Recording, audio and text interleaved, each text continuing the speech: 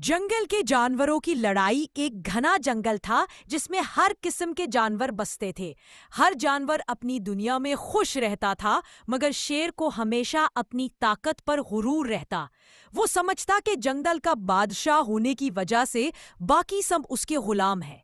एक दिन वो नदी के किनारे पहुंचा जहां हाथी अपने बच्चों को नहला रहा था। शेर गुरूर से बोला, हाथी, यह जगह मेरी है, यहां से चले जाओ। हाथी ने सुकून से जवाब दिया, नदी सबकी है, तुम अकेले मालिक नहीं। ये सुनकर शेर आग बगोला हो गया और धार मारकर हमला करने को लपका।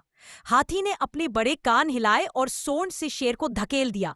दोनों के दरमियान जोर आजमाई शुरू हो गई। शेर पंजों से वार करता तो हाथी अपनी सोंड और दांतों से जवाब देता। जंगल के बाकी जानवर ये मंजर देखने जमा हो गए।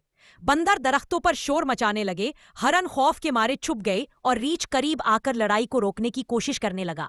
रीछ ने कहा, ये जंगल हम सबका है, अगर तुम दोनों आपस में लड़ोगे तो कमजोर जानवर कहाँ जाएंगे। लेकिन शेर और हाथी दोनों अपने गुरूर में कुछ न सुन सके। लड़ाई घैतो जारी रही। आखिरकार हाथी ने एक जोरदार धचका दिया और शेर जमीन पर गिर पड़ा। शेर थक चुका था, वो बमुश्किल उठ सका। उसने पहली बार समझा कि गुरूर हमेशा नुकसान देता है। वो शर्मिंदा होकर बोला, मैं गलत था, जंगल सबका है, ताकतवर को दूसरों की हिफाजत करनी चाहिए, न कि उनसे लड़ाई। हाथी ने मुस्कुरा कर कहा, अगर तुम वाकई बादशाह हो तो दूसरों के साथ इंसाफ करो। इस दिन के बाद जंगल में सुकून कायम हो गया। शेर ने गुरूर छोड़कर दूसरों का ख्याल रखना सीख लिया और जानवर भी खुशहाल जिंदगी गुजारने लगे।